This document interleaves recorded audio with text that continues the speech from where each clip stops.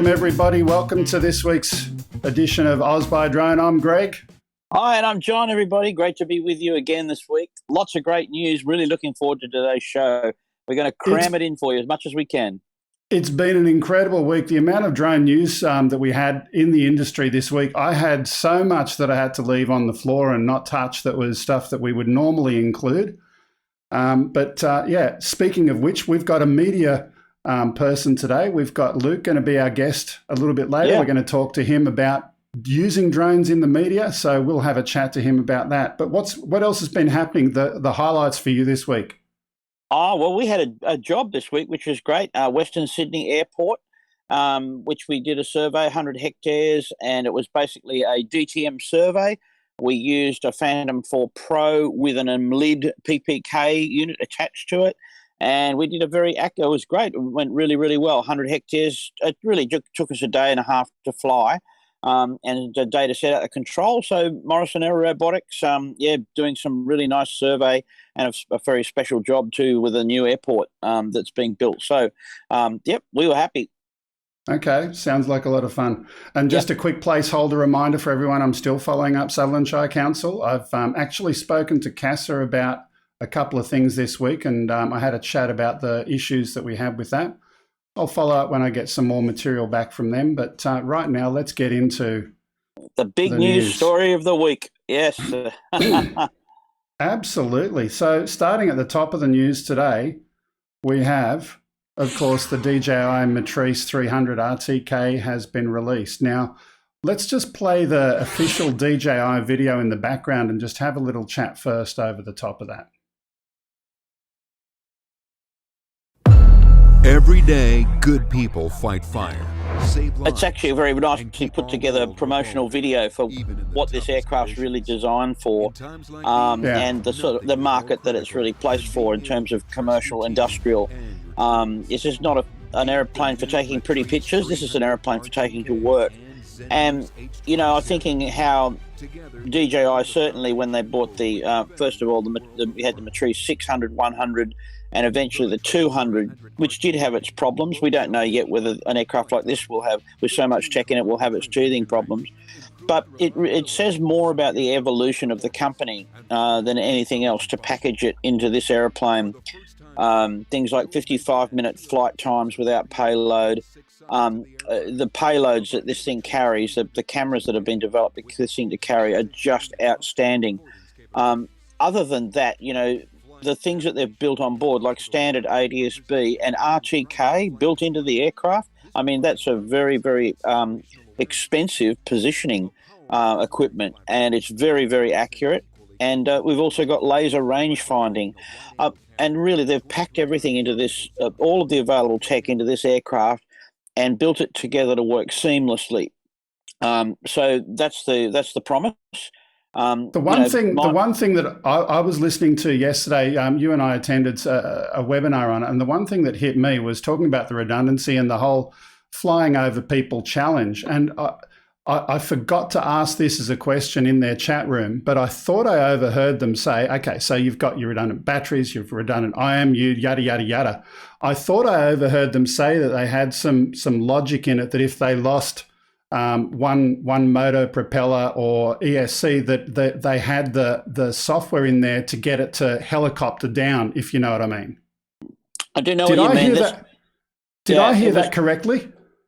I didn't actually get the finer details of it, and I don't know whether that is actually approved in the aircraft. It's a problem because of this software, of course, has been released to the industry for use. And basically what it is, folks, if you haven't heard of it, a university developed some software that if one propeller or one motor failed, the airplane would go into a rotational descent. And it would actually, if you like, exactly helicopter parachute down at a much slower rate. You've still got problems with that in terms of descent.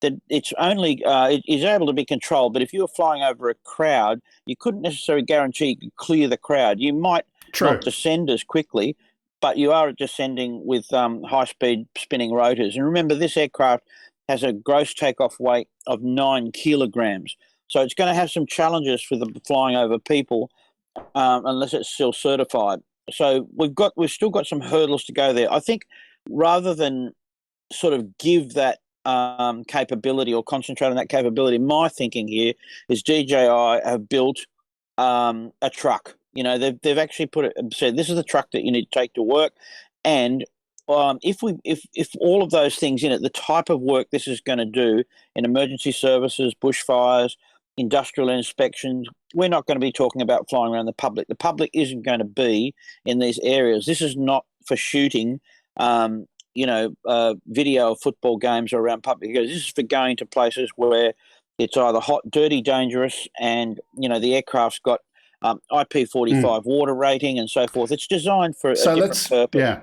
So let's do a couple of things. I'm just reading the comments here, and I see that Agent K has asked the question, that's why there's no price yet. Now, we attended a seminar yesterday where there was pricing information mentioned, and before this broadcast today, I made the decision that I didn't want to show that because that was the company sharing that to their potential customers, and I don't know if they've approved that pricing to be released, but that's right. It appeared to be a lot cheaper than what I was expecting, but there's that little disclaimer of what's included, that little star, the little asterisk on the price. Yeah, there is. And look, if we can say that the airframe itself is over $10,000, but not over $15,000. And that's the basic starter. We're not sure yet whether that includes any type of controller, batteries, battery chargers, and all of that. And I would imagine you're going to be spending about 3 times that $10,000 to get airborne with any kind of payload. One of the payloads we know itself, the H20T. But let's just pause again, right? So the numbers that we did just quote are in Australian dollars. So keep that in mind for our international audience. So an aircraft just over 10K for the airframe, assuming you've got to get potentially a battery charger and potentially you've got to get a controller with that as well. The camera payloads, we saw 2 different cameras. One was about 6 and one was about 15 or 16 thereabouts, and that's Australian. That's correct. And but the thermal camera that includes. So we're talking about a unit there, the H20, which we'll show you a photo of as we roll through, has a 30. Let's put those photos up. I'm just talking to my producer. Yeah, let's go to our first photo. And talk through it. This is an evolution slide here, just showing how DJI sort of pushed into the markets. And I think they've done a pretty good job. Their agricultural aircraft are very, very good. And, people can sort of talk about the price, but remember, every time you've got to develop something that has got a far fewer opportunities for sales, the R&D becomes the expensive point here. I suppose it's like pharmaceuticals. If only one person gets sick from a certain disease, that the cure is going to be expensive because you've got one customer. So this isn't going to have the same volume of sales, of course, that a Mavic 2 Pro is going to have. So you are paying for that tech as well. But the evolution is showing us that of the aircraft. And there's nice pictures here showing you some of the specs that are involved. And as we mentioned, a 55-minute no payload flight time. We know that the aircraft's got hot swappable batteries. So now this is a great idea we'd hope to see in other aircraft as well. When you're doing multiple batteries or you're filming or you want to stay airborne, we've got to shut the aircraft down usually and replace the battery. Well, this has got a battery on board. It's got about 2.5 hours of life, and you can hot swap. And I believe while you're hot swapping batteries, like an Inspire, you've got 2 batteries. One keeps the aircraft going while you're swapping out. And that's a great little function too. Here's a graph showing the payloads and limitations, time versus weight. So you see 55 minutes there. On the left is with no payload, and down to your heavier payloads, sometimes with 3 cameras, down into the 30-minute range, which is still very, very good for those sort of payloads. 9 kilos all up weight. In some countries, of course, the most people have 7 kilo limits, or you need to have a higher rating up to 25 kilos to fly this aircraft. But of course, some payloads are lighter, so you could quite easily fly it in the under 7 kilo category. Absolutely. Rain IP45 is very good, so that's beyond splashing. That is actually a test where you've got a low volume water jet at the aircraft. That's how they test it. It's very, very good. a note, though, to make: the payload is not necessarily IP. Your $17,000 camera doesn't have an IP45 rating. So, but you might not, a good chance you won't lose the aircraft. I don't think people fly it in heavy rain. Now, here's the payloads here, which is really interesting, isn't it, Greg? These are a new set of payloads developed for this aircraft, the H20 series. And as Greg said, they range, from the $5,000 or $6,000 Australian up to 16,000, 17,000. I'll make a note that the top one with the best thermal camera, the most expensive one, also has a laser rangefinder in it. So if you are flying, you want to know a distance to a particular object, even if you've got your zoom camera working. And what you can do here is use your wide-angle lens, pinpoint an object with the laser rangefinder, switch to the zoom camera, and the zoom camera will go straight in to that exact laser rangefinder point on the screen. So some really, really nice tech in terms of more or less what you would traditionally see in a military arming, device. Military grade yeah, absolutely. Laser targeting something, and then you want a close-up view of it to confirm what it is. It's got lots of AI that works with that camera as well. So we're taking a jump in processing power with the cameras themselves, and that's a big deal. Here we have the new smart controller. This is the Smart Controller Enterprise. We're looking at a battery at the bottom of it, which you can see there. There are hard stand points. Now, this is a really good thing too, because aircraft like this, you're not often standing around. You're doing other things. So you put a stand up, the tripod. There are 3 hard points to connect this aircraft in different ways to hard points. We don't know if those batteries are hot swappable. I can't imagine that they wouldn't be. The controller battery power on aircraft that can fly for nearly an hour, you need to be able to swap and you've got hot swappable batteries. So that would be nice too. Here's the battery charger of the aircraft. Now, this is an absolutely beautiful piece of engineering. This charges 4 pairs of batteries. It will take them from 20% to 90% in 30 minutes, which is an hour to fully charge, but that last 10% always takes that so much longer. So from burning them down to 20.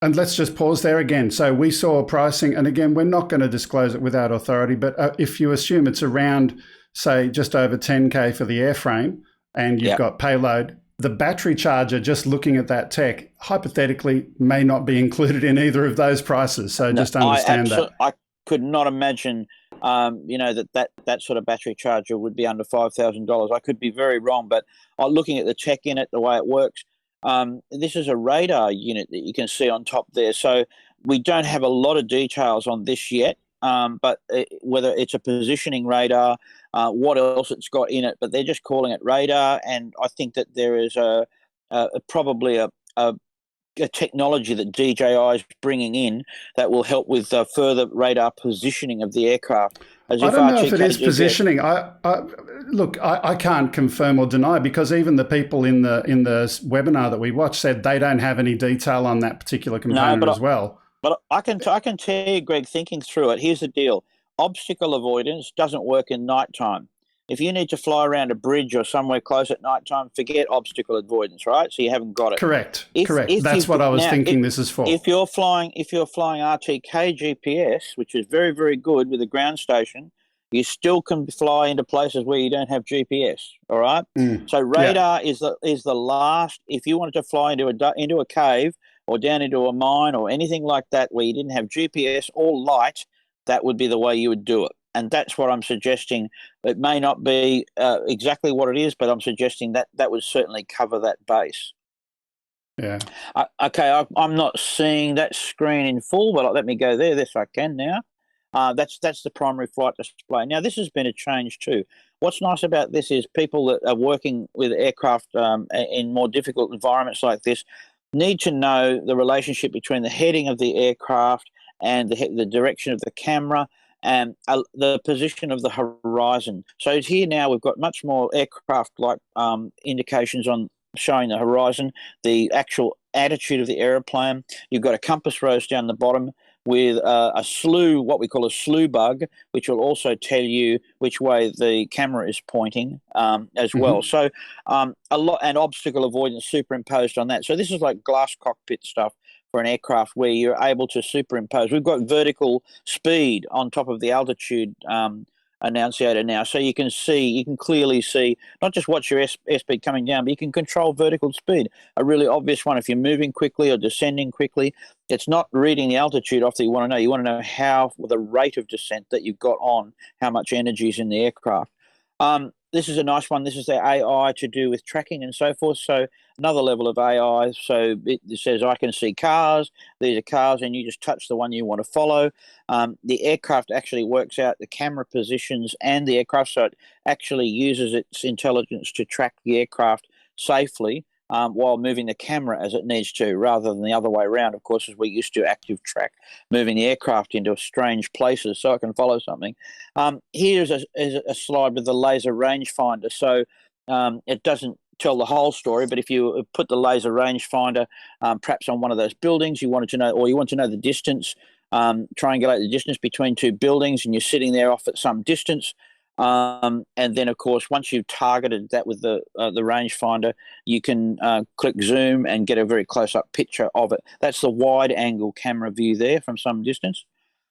Wow, they're big, aren't they? This is a really incredible AI.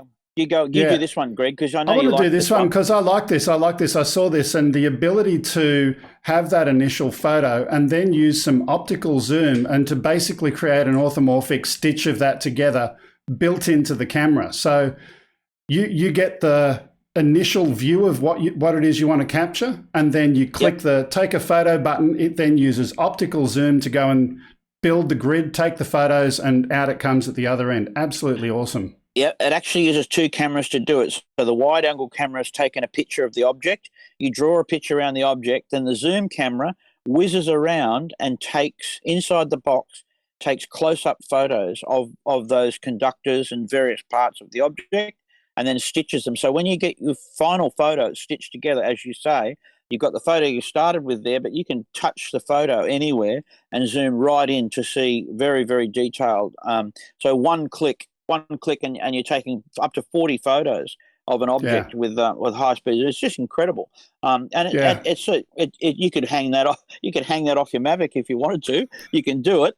But of course, this is the type of aircraft. The software to go and do all that stuff as well. Yeah, the software to go and do that built in. That's absolutely awesome. Look, there's so much that we could talk about. We attended a webinar where there was an hour and a half of information about the aircraft, and we just skimmed the surface.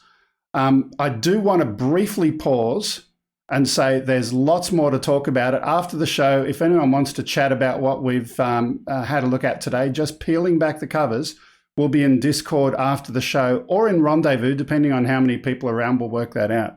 But before we do anything else now, I think it's time to bring in our guest who we'll ask him what possibilities there might be for using, let's try that again. Wrong slide. I'm not doing well today. See, this is what happens when you don't have a separate switcher for that particular part of it. Talking about the media, Lewis Isaacs. Welcome, Lewis, to the show. G'day, Lewis. How you doing? Good morning, everyone. How are you?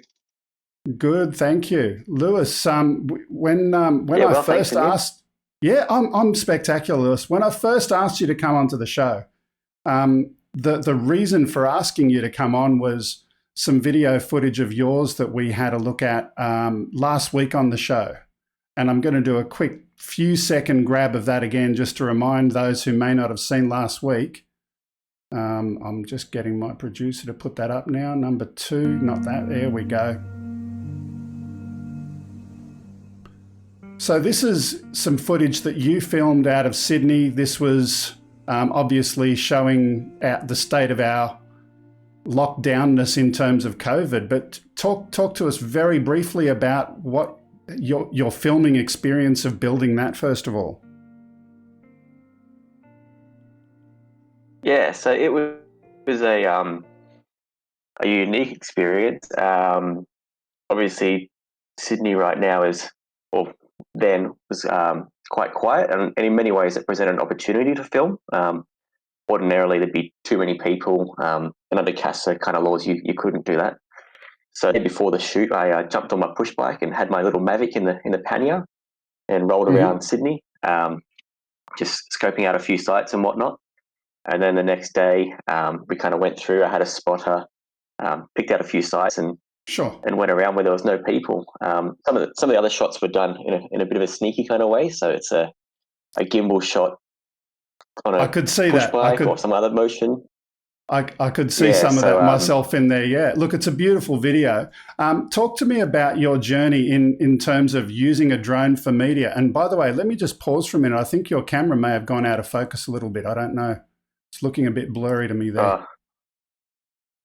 It could just be Australian internet. Thank you, Telstra. Tell me about your journey in terms of the media. So that story was published on the Guardian website, and from there, I'm sure, syndicated out to a number of other places. Tell me about your journey in media and how did it lead to drones? So my background is journalism. I did a degree so long ago now, and ended up working in magazines for a long time. But when the inevitable chop happened, I started looking into more video work, so production, editing, shooting, whatever I could do, but always kind of framed it in a journalism background. And I think when you work in video these days, drones are such a easy and important thing to have in your kit because they just open up so much more opportunity. You can get some really good establishers, and it's quite cost effective with Mavics and the Phantoms and whatnot when you compare that to video cameras. And so a few years ago, I'd picked up a JCar drone. I was flying that around the local park and kind of learned on that. But last year, when I decided to get a bit more serious into video work, I went to TAFE at Wollongbar, New South Wales, and got my REPL, and I've since got my REOC. And it's kind of something I've got in the back pocket in addition to the work I do, but it's really satisfying. I quite like doing the drone work. Yeah. And when how many jobs would you say that you're doing in a photography sense? Do you use your drone all that often, or is that kind of for specific stories that you're working on? It's more for specific stories. I think working in Sydney, as you can imagine, flying drones isn't always easy here. So it's something you wouldn't necessarily build around the drone being the primary camera. This one's an exception because the drone was telling the story. It was showing the things that you couldn't see just by going for a walk and having your point and shoot. You had to go up high to see how empty everything was. But yeah, it's more or less something you have in addition to what you do normally. Yeah. Quick little side comment. Thank you, Metro Drones, for the super chat. Thanks for the $10. Appreciated in the tip jar. Let's move on from that. Telling a story. How does your journalism background and experience influence your flying and what you do when you are flying? Yeah, that's an interesting one. I think when you look at production of stories, one of the things that you always need and you often forget is establishers. You need to establish where you are, because in journalism you have your 5 W's, your who, where, what, when, 4 W's and an H and a how. And drones are one of the great ways of kind of explaining the where. And so I think that's important. But you also, when you look at visual storytelling, it's just one of those elements that can kind of add something so quickly and do more than words. So I think of an SBS news story from, I think it was late last year, where they had a football oval in remote South Australia. So they had this drone shot that came up, and you have this bright green oval, and it's just surrounded by red dust. And how else would you tell that? It's probably the most efficient way. So I think they're quite good for that, and really capturing a bigger picture. Yeah. I'm just going to switch to John for a minute. I'm just curious, John, if you've got any thoughts or questions as another REOC holder and REPL pilot yourself.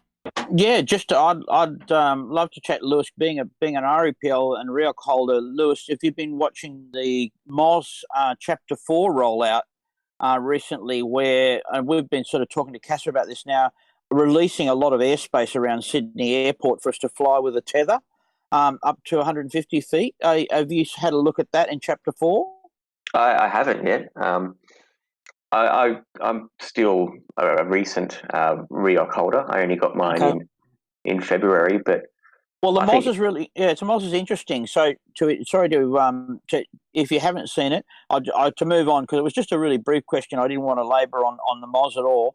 But CASA are developing a template for tether use. So many people, we've got tether procedures. Everybody's got tether procedures. They're all different there. And so CASA decided, put a template together, tell all the REOC holders to abide by this, and then you can use MOS Chapter 4, and it'll allow us to fly up to 500 metres parallel to the runway at Sydney on a short tether.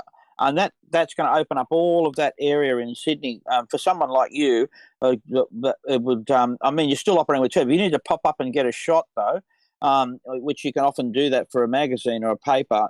That's going to be a game changer for you. So that was one of the challenges on the day, actually, trying to find airspace because of how it is in Sydney. I live in Enmore, which is right in the middle of, the no-fly zone. And we had the maps out all the time, and there'd be certain sites that you'd fly to, and you'd be right on the cusp of where you could actually go. So to know that, it's going to be quite good. And it's a nice way of them managing risk in a sense, because if it's for people with a REPL and a REOC, they're the qualified pilots, and they're probably the best ones to be doing it. Yep. Just to confirm, right. John, when you said 500 metres, you're not talking 500 metres vertical, you're talking separation from the runway, yeah? Laterally, that's correct, yeah. You need to check out the MOS Chapter 4. You can just Manual of Standards, Cass, if you want to have a look at it. It'll put you to sleep at night. A couple of things in there, beyond visual line of sight flying for us, or EVLOS, flying in around controlled airports, and the new Chapter 4. Chapter 10 is going to be record keeping. They're going to bring that in September. And Lewis, that's going to be a bit of a pain. They're just going to up the record keeping for us. And so I've actually this week, Greg, been looking at the air data program that you use and thinking that might be the way we go forward. Are you still happy with that product? Yeah, look, it's a good product, a good solution to be able to go and just fly and get the information down at the end of your flight in terms of proactive maintenance, for it to go and track all of that, and it's reporting and telling you where you should and shouldn't do things for battery maintenance and other airframe maintenance tasks. To have all that as a built-in workflow, it's a really good tool. Absolutely, but I envy Lewis's position. Being if you're a one pilot REOC RAPL holder, everything's nice and simple. You're your own chief pilot, and it goes as far as you don't have that responsibility of sending guys out that you can't sleep while they're out doing some of these jobs. But that's great. Sorry, throw back to you, mate. I'm really interested in the work that you're doing and how you do it. So I'd love to hear some more. You know what? I'm going to do something. It's funny working in. Sorry. I'll just interrupt you, Lewis. I think one. Okay. You go. I was going to say, working in news, it's quite different because speed and turnaround is such a priority, and that's one of the challenges in trying to work within these guidelines and boundaries and everything else. But the job is to be quick and accurate and whatnot. So, yeah, I think that's going to be an interesting challenge working within all of these frameworks too. Yeah. Yep. The question I was about to ask you, Lewis, is based on a chat messages from Agent K. He said, did Greg work in broadcasting prior to this? He's got a real skill for interviewing and managing a conversation. And it was rather ironic. It was so ironic that at that time... but having said that, there's a little bit of lag there. Having said that, I'm curious for your feedback as a professional media person versus someone who's doing this because I enjoy doing it, talking about drones. What do you think about the YouTube as a new media and what we're doing here? And tell me about what you think there. Well, I think everyone in the media does it because they enjoy it, which is one of the few privileges of that job that remains. Everyone that's in there is incredibly passionate. But this new media is fascinating because it's opening opportunities to people like yourself. You've now got an avenue and a channel, whereas 10, 15 years ago in Australia, we had 5 TV channels. That was it. You were kind of locked down. You maybe got community TV.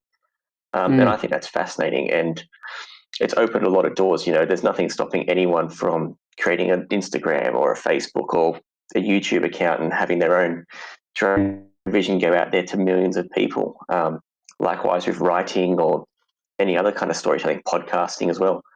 So it's kind of made it's the money is disparate at the moment. There's all these different sources and whatever else. And I think commercializing it's still a challenge, but it's a challenge for the big players too. But in terms of like the need and the thirst for content and the ability to produce now, it's brilliant. And I guess watching your show as I am right now, it's kind of it's great to see what everyone's capable of. I have a question. And I don't know if anybody else wants to know this, but Lewis, if I was just flying my Mavic 2 out one day and I saw something that was newsworthy, I mean really newsworthy, it just happened to have my camera on, I got a photo or a video, and I had 2 choices. I can go home, I can put it up on YouTube, and here's what I showed with my drone today. What would be the other path if I sort of wanted to monetize that, and it was something that was in the news that I had footage of? What would be the process for me to monetize that and sell it to someone if it had value at all? How do you do that? And if you can say, how much do you actually get for it? Yeah. I don't know what the pricing is, unfortunately. But one of the things that I'd look at in that case would be reaching out to the publications or, the channels directly. I know in Australia and, worldwide, you have these news agencies, video services, and they often buy footage to syndicate to their customers. You can find a journo that in your local area on social media and tip them off to the story. There's stuff like that. But, the other thing in media is once something's out there online, you have fair use laws or fair dealings laws let you use it anyway. So you'd have to be, a bit mindful about what you're after here, whether it's just to get the story out there or whether you're trying to monetize it. Yeah. Well, I'm going to ring you. If I ever get it, a lot of money. There's a good plug for your business. So if I ever get something, I'm going to ask Lewis what I should do. That would be a good starting point for me, because I have no idea. I've flown my whole life and I wouldn't know where to start. And just for our viewers, I've put Lewis's website in the chat. Lloyd, can you put that up on the screen when you get a moment? That would be good. Let me just move on to one more quick little story and discussion point. When we played your video originally, you know the story how I asked for permission through the Guardian to use it, and that got flagged. However, and there was obviously some other people in another part of the world that didn't know about it. We sorted that out and we got it fixed up. I guess, how do you see new media progressing with regard to copyright so that people can be creative and do some fair use, but still respecting the original creator? Where do you see a lot of that law going? And also, I know there are some proposed changes with regard to Google and their use of media and how they're going to have to pay a fee to the Australian government potentially if they are putting other people's works on their platform. Where do you see all this going? Well, I welcome that step for these platforms to pay for content, because for so long, you had media organizations churning out videos for Facebook and whatnot, and the numbers were often falsely inflated. So you get this false sense of value for your work, but you weren't actually getting anything in return, but you were throwing resources. I've been at other jobs where they do a Facebook Live or whatever, and they have to buy a camera and all this stuff to set it up, and there was no return. So I think it's good that they have to do that. In terms of copyright and fair use, you probably have to look at getting the platforms to manage it better. I think, if in YouTube, perhaps if there's, I don't know how the conflict system works there exactly, but if it does find a conflict, perhaps, you can't monetize that if someone else owns it or whatnot. But, in Australia, we do have fair use laws for media. They're quite strict. I think a lot of the big players they skirt around them a bit because everyone knows they're all doing it.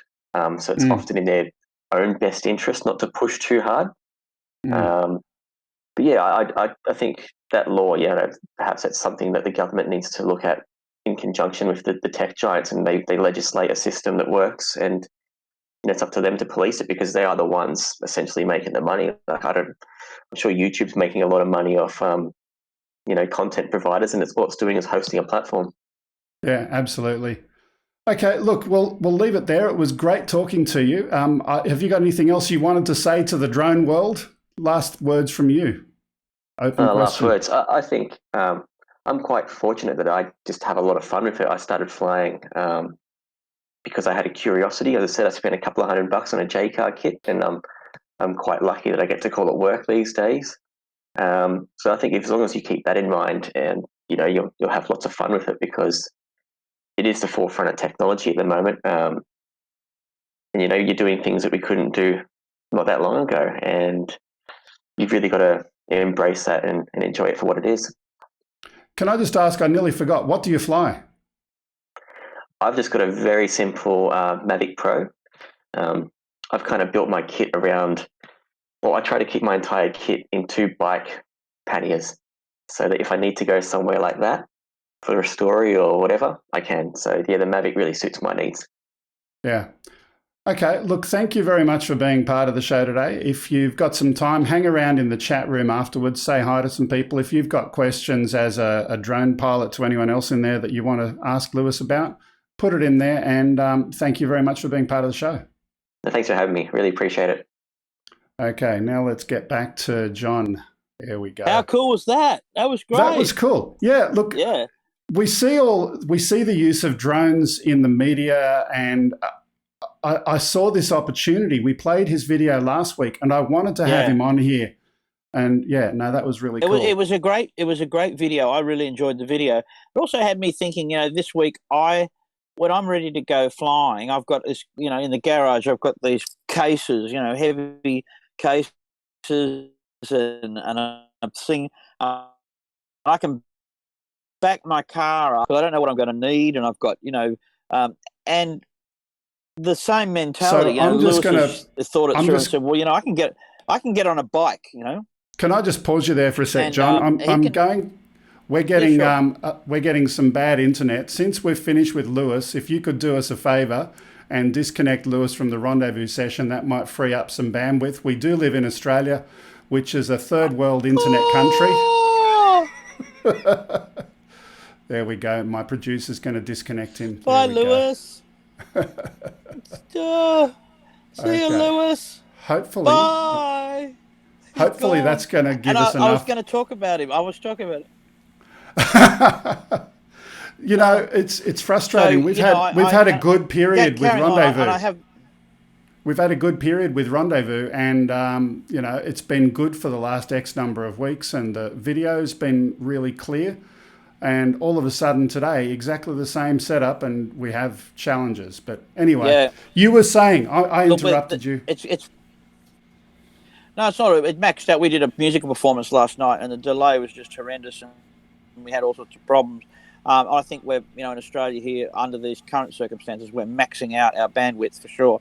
But going back to my quick story quickly, if I may. So I'm loading my car up with all this stuff, and I've got Phantom 4s and battery chargers and cones and signs and flags and everything else that you carry out so that you can set up, which takes half an hour to do. And Lewis has got a backpack by the door, and he grabs it and hops on his bike.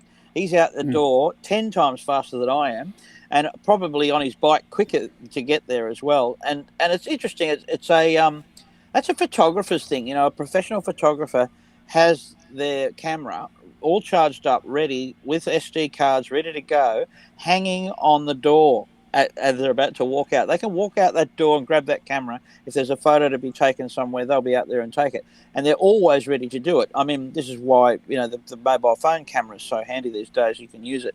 But a Mavic Pro, I didn't say 2, he said the Mavic Pro, which is a great little aircraft, so portable, great, all the great tech in it to do that job. And he's got it in a backpack. It's a journo thing, to have the camera ready to go. It's like his flying iPhone, if you like. So I learned a couple of things there.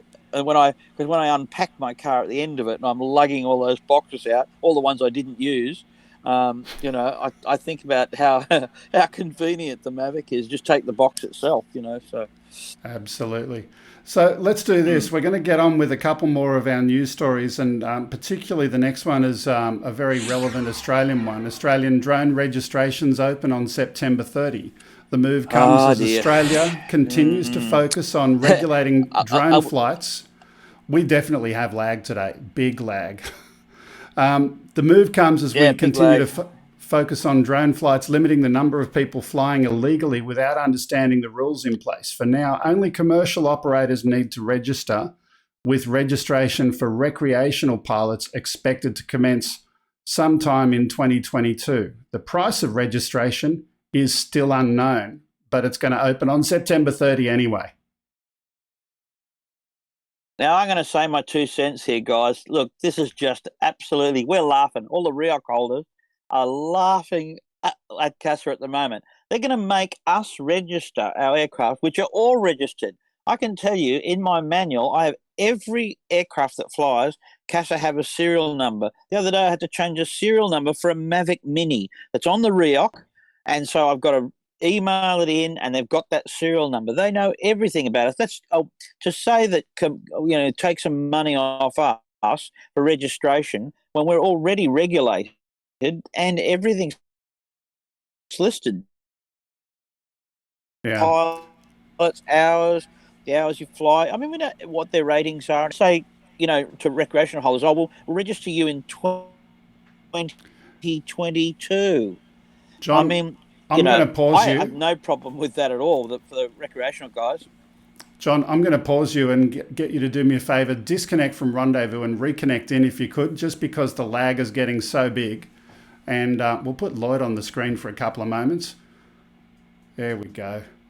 G'day, Lloyd. Now we've got to put your mic up, don't we? That's okay. I was booted off already once. Yeah, it's bad internet today. The next story is an interesting one. This is about combining broken drone propellers for a second spin. Play the video in the background as we talk for this one, if you could. If you've ever flown or watched anyone fly a racing drone for any length of time, you'll know that crashes are just part of the game for propellers, right? And they're very consumable. But what if you could reuse the broken components? RC with Adam, another YouTube channel, he trimmed the damaged parts of a few broken props and set about designing a 3D printed hub to attach the loose blades together onto that hub. The hubs were designed to let the individual blades move, kind of like a Mavic, a folding out one, as the motors spin up, similar to many photography drones. John, how good is this? How good is this? I'm loving it. 3D printing. Can you hear me now? Am I on? Am I good I can now? hear you. You're on and you're back in sync, yeah. That's good. Oh, that's lovely. Fantastic. I mean, recycling, and who else better to do it than the guys that race quads? I mean, they've got bags of propellers. I can remember, you know, people on the show saying when we buy propellers, we don't buy a pair or a dozen. We buy bags of propellers, bags of them. And so that was the first thing to come to mind. It's great. Collect up your bags of broken props. Yeah, so I didn't play the full video because it's really long. It's about a 30-minute video, but RC with Adam, there's a link in the video description. Do check that out and have a look at his channel. Yep, for sure. That'd be interesting. Let's go on to our next story, and this one is all about drugs. Over the weekend, a drone entered US airspace from Mexico and dropped 10 packages of cocaine on the US side. All told, they added up to 24 pounds, or about $306,000 in street value. Wow. Agents already knew to keep an eye out. Along with the drugs, agents captured 2 drones that had flown the missions. I don't know what the drones are, but we have to know that. I would love to know that. If you're going to have a story like this, you need to know what drones you need to have to make that money. Of course, they brought drugs across the border. I mean, they've done it in submarines and everything else. But we want to know what the aircraft is. And I suppose we're going to see much larger aircraft doing that job. I mean, let's face it, the Mexican drug cartels aren't known for sticking to the rules here. I mean, they ain't going to have a REOC, are they, Lloyd? No, they're not. No. They're not going to have a REOC. Absolutely. Yeah. And they might not stick to below 400 feet, and they might fly beyond visual line of sight. There may be a few infractions, but the technology is there to build a very large aircraft and have it land exactly where you want it. We're talking about places that a conventional aircraft can't go. Of course, you can crash the aircraft into somewhere where you can go and retrieve it. Let me just add the last few words from the story. They didn't provide details in this story on the make or the design of the drones, but police don't appear to have nabbed any suspects. It seems that whoever was meant to pick up the packages thought better of it once they saw Border Patrol out and about. Yeah, here's not promoting any of this sort of activity, and far from it. Of course, the criminals aren't always too smart. But they will get smarter. I mean, obviously, you could fly this thing a long way. You could fly it across a state if you wanted to, but you're not going to do it in an electric quadcopter. You're going to do it in a petrol-driven fixed-wing UAV. That's what you're going to do it with. Anyway, and it may be happening, and they haven't even caught it yet. But you know what? The U.S. Border Protection, they're not silly either, and they will certainly have the right radar and be looking for it. They're not. They're not that behind the game, these guys. The drug cartel's trying to think of everything, but they don't have a great record. Yeah. Let's move on. Got a few more here. Drone company with high hopes in the US market goes into liquidation. This is Altus, Unmanned Aerial Systems. They assemble drones combining ruggedness with some cutting-edge technology. They were based in Hastings. They went into liquidation following the creditors' meeting on 30th of April. Let's just play a clip. So this is one of their previous drones that we've seen before. It's got a parachute on it. That's what makes it interesting tech, and the fact that they're specifically trying to build something that's going to allow something other than a crash landing. That's why there was a lot of money invested in them. But John, we had a chat about this the other day, and there might be some other reasons why they didn't kind of work out too well. What do you think? Look, it's parachute technology has changed a lot, and there's a lot in light aircraft these days too. If you're familiar with the Cirrus aircraft, this was the first 4-seat light single-engine airplane that developed parachute system. They call it CAPS.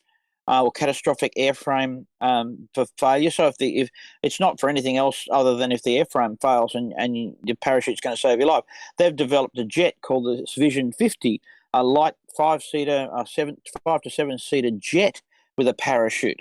So this parachute technology is starting to evolve. Rocket-assisted parachute is evolving in unusual ways, and of course, despite Cirrus's efforts in developing it, the UAV drone industry will push it all the way. Like we will develop parachutes that are very, very safe and very reliable, and will take our aircraft into the next generation. And they'll be very tightly packed. They'll be made of incredible material, and there's no doubt a parachute is a great last resort. You can have all sorts of other multiple engines and multiple redundancy in systems. But at the end of the day, if you've got a reliable parachute, whatever fails in the aircraft, the parachute mitigates a lot of risk. There's no two ways about it. It really is the way we're going to be looking forward. So I can see why they're spending the money on the technology. There's a lot of companies trying to develop it, Zero for the Matrice and for the others, and they're quite expensive. There's a lot of R&D in them. I just remembered it wasn't you that I had the discussion with. It was Jeff Sills. Can we just play that video clip one more time? I want to have a look at something. There we go. Now watch the initial landing. This is a very low deployment. It is a very low deployment. Yeah. So they're trying to say that this is a market to allow you to fly over clouds. Yeah. Now, while it is a low deployment, Jeff's opinion, and whether this is true or not, was that it'll stop it from, injuring people. But the people who are willing to pay the kind of money that you've got to pay to get them also want their drones to be safe when they hit the ground. And the problem was there was just too much damage when they crashed down, even with the parachute. That was the challenge. Yeah. No, there's a thinking on that is a challenge. But if you ask the Cirrus company, if you deploy a parachute, you've got 4 people on board, and you have a catastrophic airframe failure, and you deploy the parachute, the airplane is written off. It's not rebuildable. The parachute is built into the fabric of the fiberglass, into the carbon fiber, and it's gone. And you know what? There's no argument about that at all. And in this case, if you are going to save someone's life or prevent them from injury, there's no the drone's not an issue. You don't have a problem with losing the aircraft at all. Parachutes aren't for that purpose. And look, we've just got to get that right. If you have a parachute to try and save your drone, that's well and good in a paddock. But for me, that's just cutting down battery time and flight time in terms of technology goes. I'd rather, sure, if I had a $30,000 Matrice 300 up in the air, I'd want to recover it too. But chances are, flying over the crowds, there's only one goal there, and that is the safety of human life. I'm just going to put Lloyd on the screen just for a moment, because I was looking at you, Lloyd, as we were talking about that, and you kind of started looking around above you as if there was a drone about to parachute down. No, it was, well, something was flying over my head, but it just happened to be coincidental in what John was talking about, because, something flew past me. It's springtime in Oklahoma, and the critters are all out flying right now. I hate this time of year. Yeah, okay. Let's move on to our next story. So the next one we've got here is, speaking of Lloyd, thickness. Not as thick as some. Oh, that was bad. Bite me. Bite me, yeah. I want to know what critters he's got. This company, Apelix, have announced how they are now identifying pilot projects for ultrasonic wall thickness inspections of above-ground storage and terminal tanks using semi-autonomous drones. Apelix performs the wall thickness measurements on tanks as high as 60 meters. Let's play the video. We've developed the technology to perform non-destructive testing at a level never seen before. For example, our aerial robotic platforms can fly up to a storage tank or structure and take ultrasonic wall thickness measurements. And we can create a detailed historical data record and corrosion profile, collecting 500 readings, where in the past, a limited number of readings were taken. Okay, so it was only a very, very quick clip, and I'm just going to comment that the quality we saw earlier on with the video, it wasn't due to the internet. It's due to a Wirecast. Unfortunately, today it's running with a very, very high CPU load. I don't know why. And a minute ago, we had the good old Macintosh beach ball. So stick with us if you can, and hopefully it's not going to crash before the end of the show. But back to the actual topic. What did you think of that one, John? Interesting application? Absolutely. Another application, that wasn't there yesterday. And I'm going to say it again. Every day there'll be a new use for these aircraft to do that kind of job. Imagine how you used to do it, with a sonic thing and an abseiling harness and going around the whole tank, or setting up scaffolding perhaps, or any other way, any work at height, if you like, that's got to be measurements at height or inspection at height. It's a done deal. But yeah, again, carrying the payload, that's nice work. And I imagine the payload that you're carrying quite expensive, of course. But even if you had a handheld one and you were doing it with an abseiler, it wouldn't be a cheap bit of gear. Those are interesting. Again, the sort of aircraft that would have to carry something heavy, like LiDAR units, are getting lighter, and that's happening too. We're slowly seeing payloads. Like the new one for the Matrice 300 getting lighter and lighter, so it can carry more and more. So it's good. It may weigh a ton and only be able to fly for 5 minutes, but it's doing the job, and that's where we've got to start. Yeah. Okay, I've got a few more stories left. This one I do want to particularly cover with you, John, because BV loss is something that you've got some interest in. I'm not going to say anything. I just want to play the clip.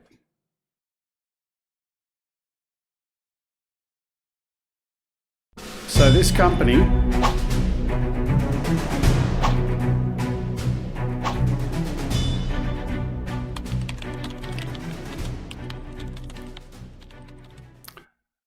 So I'm just got the audio down. The Wirecaster's very slow in responding today. But I want you to have a look at this. This is them doing a demo of a BVLOS mission as their example of how they could use it to rescue someone. Tell me what you see here, John. I haven't prepped you on this. So you're breaking up there a little bit. Okay. Just tell me what you see out of this mission. So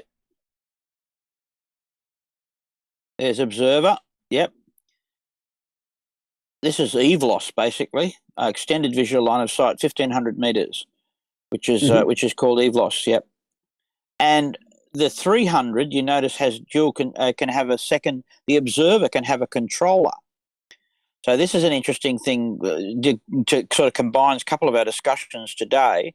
That at the moment the aircraft is downranging from the transmitter a series of 1,500 meter points.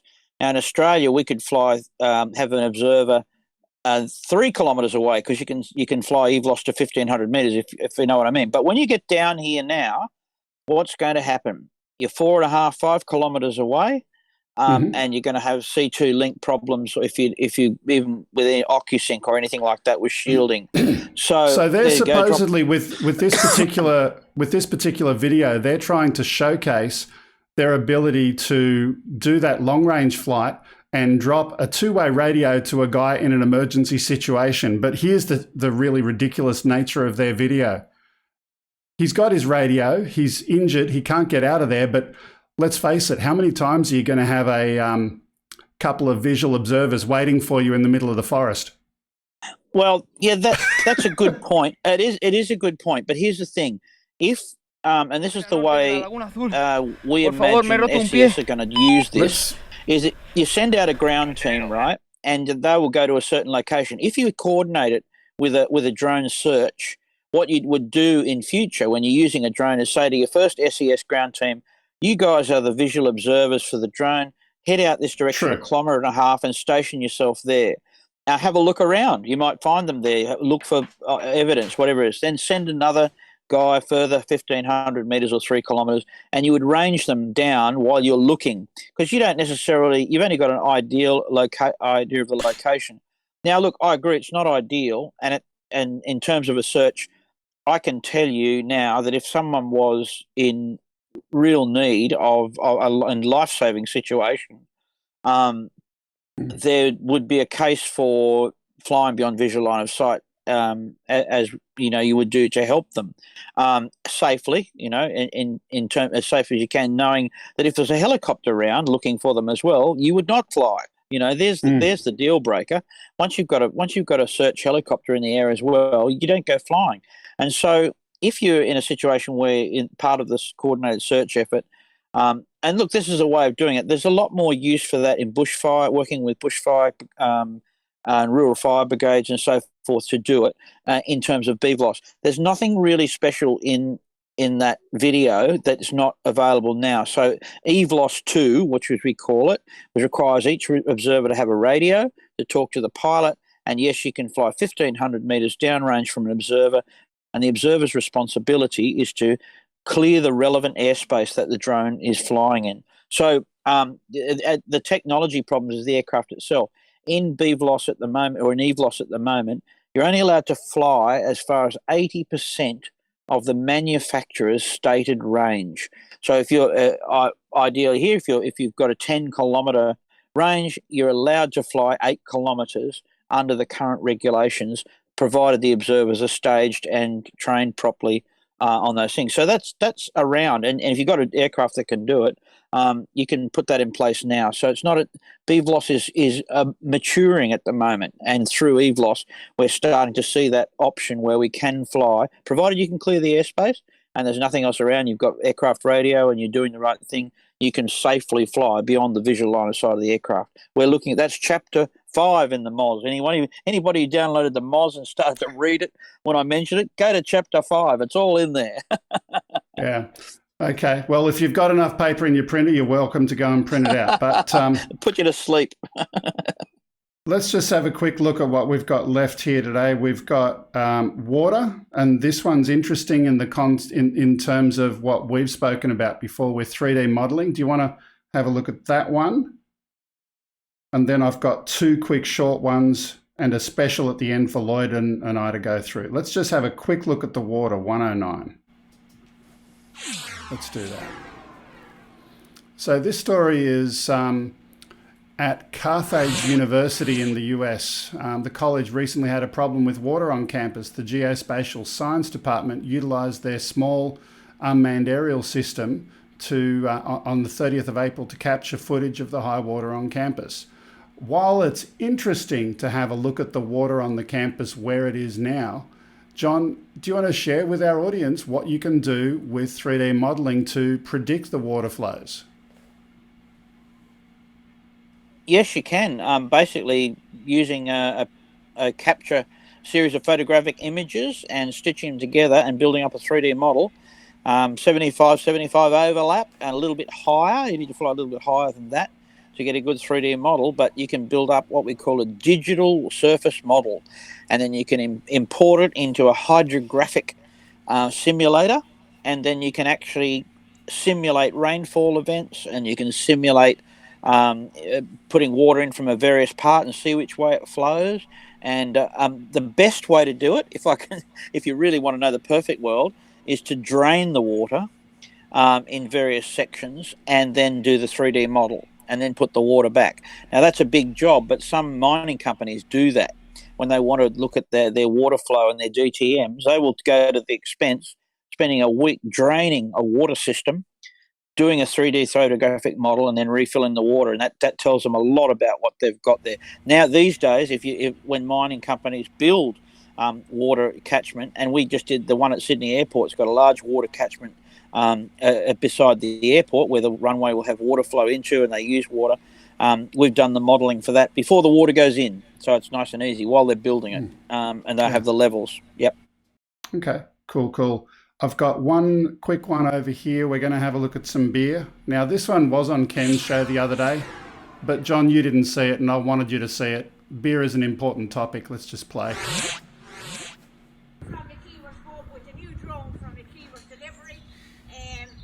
They're on the way now to you, Ducky Martin. You're second, Martin Lynch. But Robbie Gogan, we can't get you because you're not in the 2 mile category.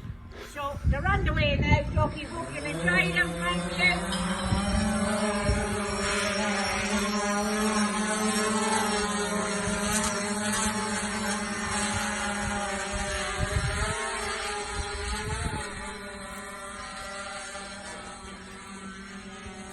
So the story is Avril McKeever says that she was heartbroken when she had to close the doors of her pub after the government announced its COVID restrictions, and the publican decided to let customers know that they're thinking of them by delivering beer by drone.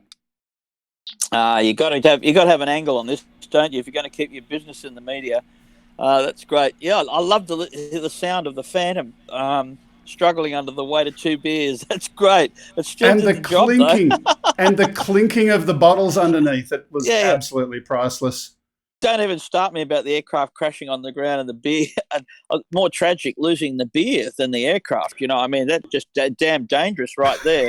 and to break 2 good bottles of beer under such reckless circumstances, to me, just seems unsafe in all what manner of shape. I say the beer needs to go into something that's crash proof, right away. Forget the aeroplane. Yeah, absolutely. Now, I've got one more quick one for you, John. This one is a UFO sighting. In Australia, there's actually a UFO sighting in Australia, you heard right. So let's play the clip. Now, we're going to loop this a couple of times. Gabriel Rosa was standing on his balcony at Garrick Street in Coolangatta at about 6:30 a.m. when he noticed an unidentifiable object soar through the sky. Mr. Rosa insists that the object was not a drone, as they are strictly not allowed in the area because of the close proximity to the Coolangatta airport. Mr. Rosa said that he woke up and went to his balcony with a coffee in the unit that he shares with his wife. He said he watched the object stop in the sky for about 5 seconds before he was able to start filming with his phone. UFO Research Queensland, Australia, which track all of these sightings, said they had not received any other reports on the Gold Coast for quite a while. OzByDrone, being the investigative journalists that we are, contacted CASA and Air Services, who were both unaware of any reported sighting in the area. We know nothing. We saw nothing. Nothing to see here. Well, I remember when you called me over this and we checked the Coolangatta Tower, see if it was Class G airspace.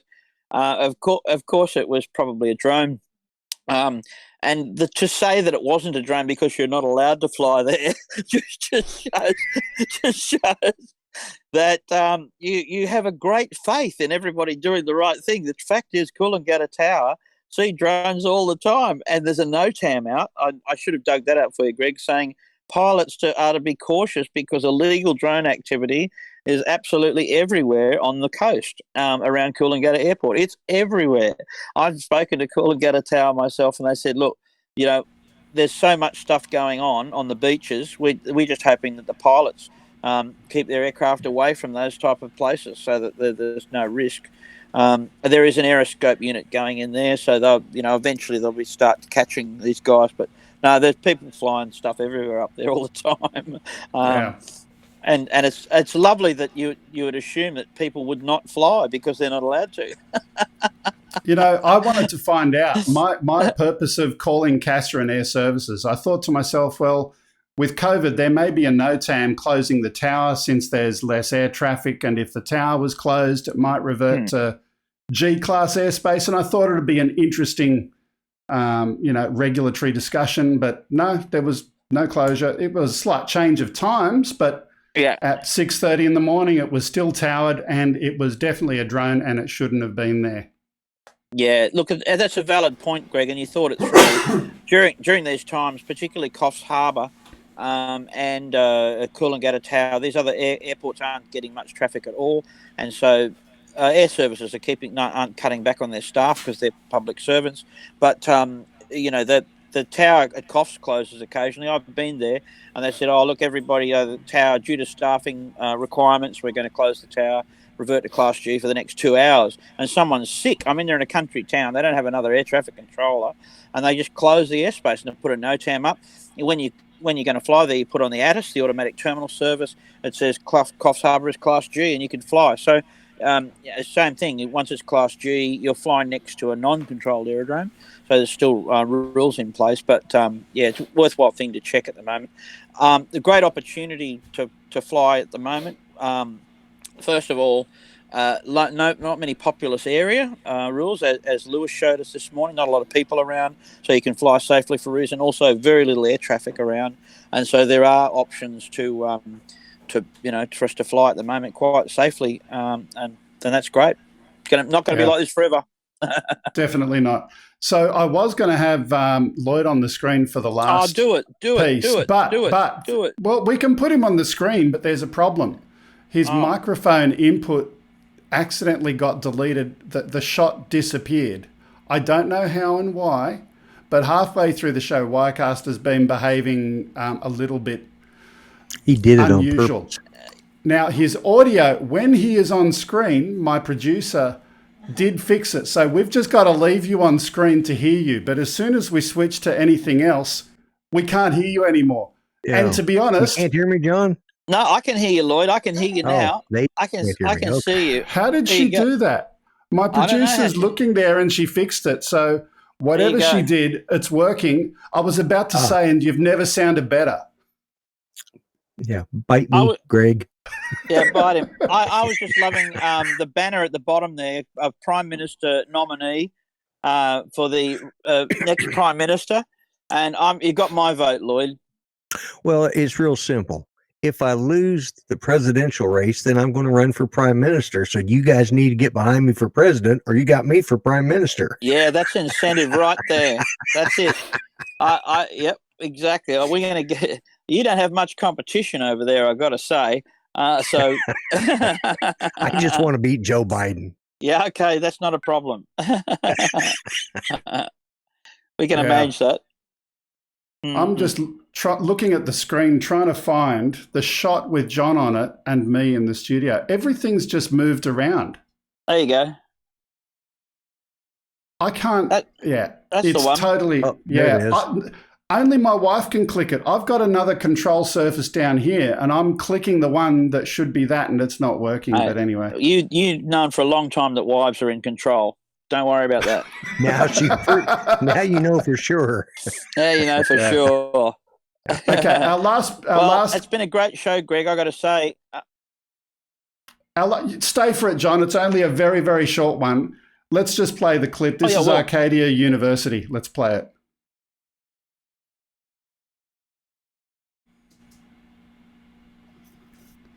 And there we go.